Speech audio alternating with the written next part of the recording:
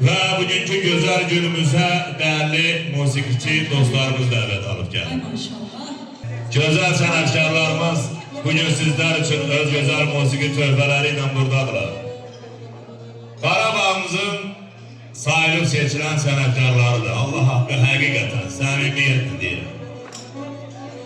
Gitaraya şitme oğlanları başta dil açtırır. Dede baba adet ənənəsinə uyğun olaraq ifa edir.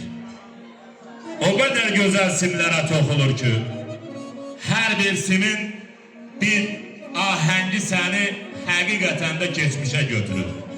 Güzel gitaristimiz, Sevgi İnstrumental Ansamblın bədii rəhbəri, gitarın mahir ifaçı Tural Qarabağlı.